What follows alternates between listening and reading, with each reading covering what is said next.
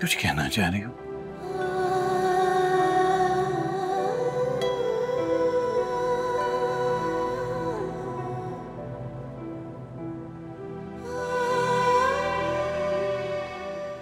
बाबा,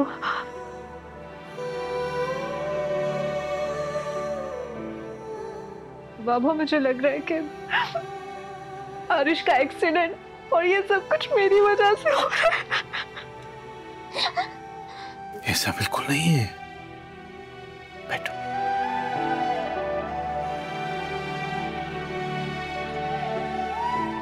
जिंदगी में कुछ हादसे ऐसे होते हैं नूर, जो अटल होते हैं, जिन्हें हम टाल नहीं सकते हैं। होता है, जितनी भी कोशिश कर ले। तो फिर तुम कसूरवार कैसे हो यहाँ? तुमने तो मेरी इज्जत रखी है, मेरी ख्वाहिश के सामने अपना सर झुकाया है। तुम अगर ऐसा न करती तो मैं ऐसे तुम्हारे सामने थोड़ी बैठा होता।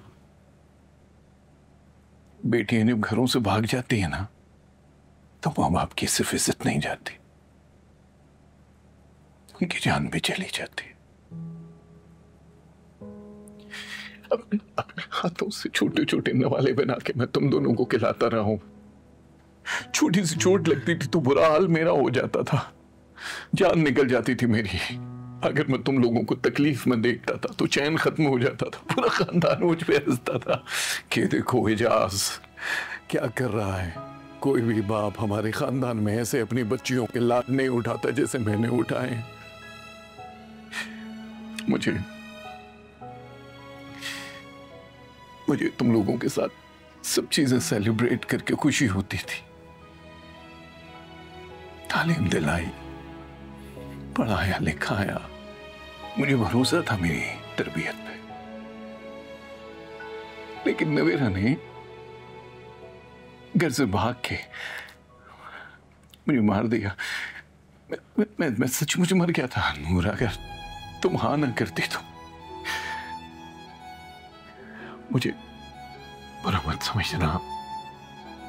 मैं जानता हूं कि आरिश से मोहब्बत करती थी। तुम दोनों कितने सालों से एक दूसरे से मंसूब तो होता है, बिल्कुल होता है। लेकिन बेटा अब तुम आलियान की बीवी हो, याद रखो। उसके निगाह में होते हुए तुम इस तरह आरिश के बारे में नहीं सोच सकती। ठीक नहीं है ये। अब तुम आलियान की बीवी हो, इज्जत हो उसकी। तुम्हें जेब नहीं देता अपने शोहर को छोड़ के किसी और के बारे में सोचो। एक वादा करो तुम मुझसे, कुछ भी हो जाए, आज तक तुमने मेरा मान रखा है ना, आगे भी हमेशा मेरा मान रखोगे तुम। मैं दिल से बता रहा हूं तुम्हें कि तुम्हें कोई नुकसान नहीं होगा। जिन रिश्तों में बड़ों की दुआएं शामिल होती है ना, उनमें बड़ी बरकत होती है। आप फिक्र नहीं करें बाबा, मैं आपका सर कभी नहीं झुकने दूंगी।